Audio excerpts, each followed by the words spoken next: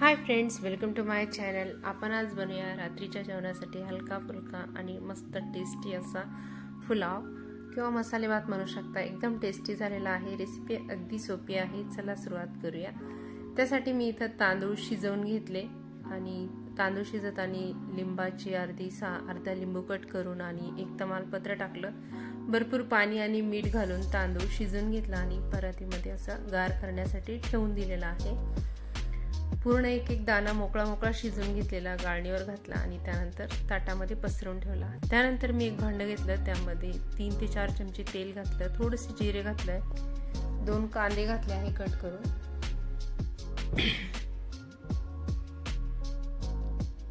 परतून घ्यायचं हलकसं। त्यानंतर यामध्ये घालायचं मीठ, फक्त कांद्यापुरतच मीठ घालायचं। परत एकदा व्यवस्थित मिक्स करून घेतलं। आलं घातलं आहे मी किसून घेतलेलं, 1 इंच आलं किसून घेतलं होतं। हलकसं परतून घेतलं।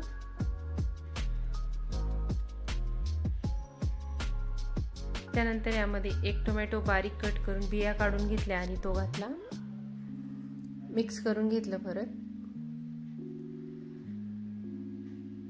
त्यानंतर परसबीच्या शेंगा स्वच्छ धुवून कट करून घेतल्या होत्या, जरा बारीक कापल्या, त्या सुद्धा घालायच्या। शेंगा हलक्याशा कडक असतात, त्यामुळे शेंगा व्यवस्थित परतून घ्यायच्या।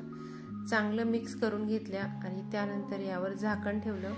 मध्ये 1-2 वेळेस मिक्स करून घेतलं आणि हे बघा मस्त अशा शेंगा शिजून जातात। 2-3 मिनिटं वेळ जाऊ द्यायचा, म्हणजे शेंगा छान शिजतात।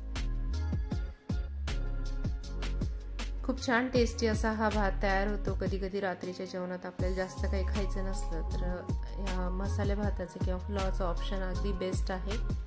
पटकन तयार होतो। आणि धना पावडर घातली आहे 1 चमचा, घरगुती मसाला घातला आहे 2 चमचा। मिक्स करून घेतलं। ही ज्या परसबीच्या शेंगा आहे हलक्याशा दाबून बघायच्या हाताने, त्यानंतर मसाले घालायचे। तिखट घातला आहे। परत एकदा मिक्स करून घेतलं। त्यानंतर शिजवून गार करून घेतलेला अगदी मोकळा शिजवलेला हा भात यामध्ये मिक्स करून घेते। भात हा पूर्णपणे नाही शिजवला आहे, जवळपास 80% शिजवलेला आहे। आणि त्या भात काढल्यानंतर जे पाणी असतं ते साईडला थोडंसं राहू दिलं आहे। 2 चमच्याने आधी मिक्स करून घेतलं थोडंसं, म्हणजे आपल्या भाताचे तुकडे व्हायला नको। त्यानंतर घातले आहे बारीक कट करून घेतलेली कांद्याची पात। मिक्स करून घेतलं परत।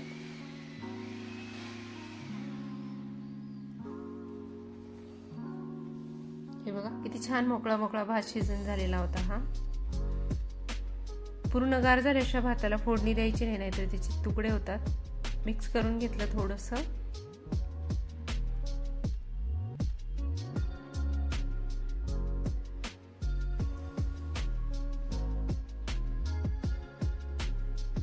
गॅसची फ्लेम लो ठेवली आता आणि आपण या भाताला व्यवस्थित वाफ काढून घेऊया। त्याआधी जे भाताचं पाणी काढून ठेवलं होतं ते 2 चमचे पाणी यामध्ये घातलं, म्हणजे आपला भात व्यवस्थित शिजून जाईल। आणि याला जास्त मिक्स करायची गरज नाही, नाहीतर भाजीचे तुकडे होतात। आणि अगदी थोडंसं चवीपुरतं वरून मीठ घातलंय। परत एकदा हलकसं मिक्स करून घेतलं आणि झाकण ठेवून एक 5 ते 7 मिनिटं लो फ्लेमला व्यवस्थित हा भात वाफवून घ्यायचा।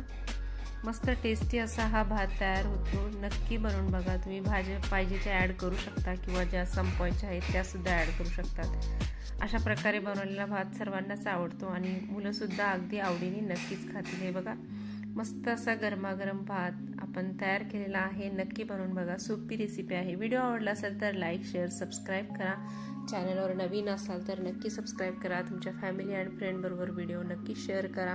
तुमचा अमूल्य वेळ देऊन व्हिडिओ बघितला त्याबद्दल खूप खूप धन्यवाद। परत भेटू आपण नेक्स्ट रेसिपीमध्ये। Thank you so much.